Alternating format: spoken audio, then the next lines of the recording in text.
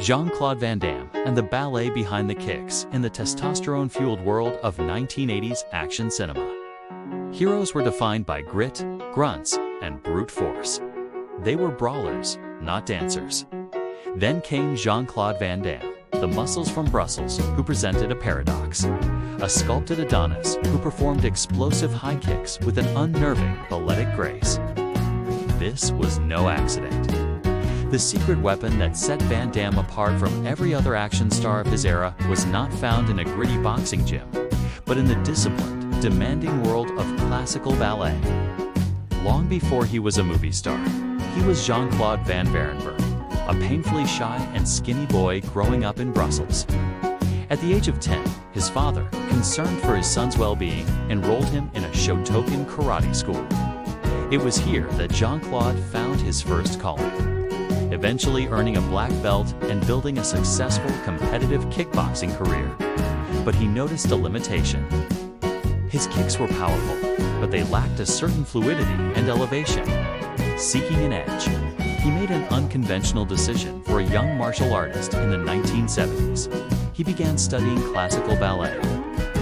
For 5 years, Van Damme dedicated himself to the art form with the same intensity he applied to his martial arts.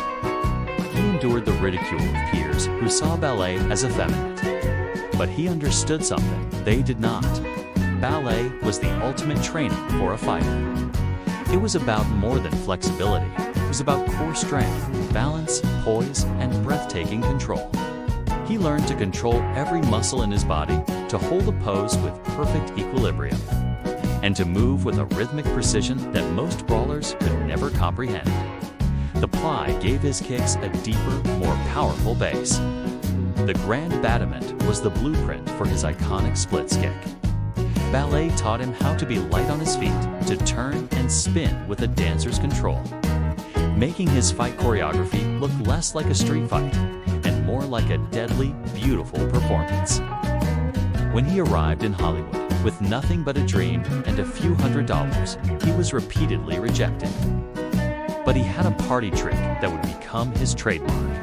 During auditions, he would perform what he called the Jean-Claude Van Damme move. He would jump into the air and execute a full, perfect split, holding the position mid-air with the serene control of a prima ballerina.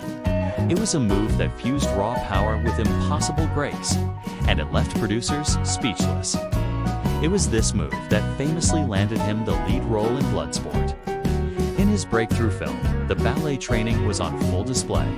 His fights were not just exchanges of blows. They were choreographed sequences of stunning physicality. The final fight against Chong Li is a masterclass in this hybrid style.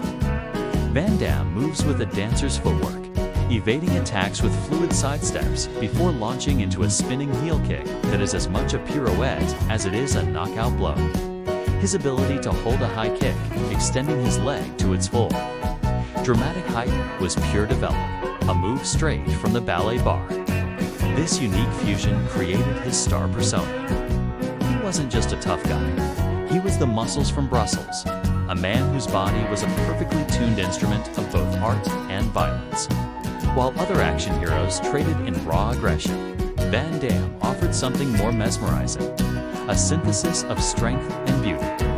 His legacy, therefore, is not just one of roundhouse kicks and box office success. It is a testament to the power of unexpected influences.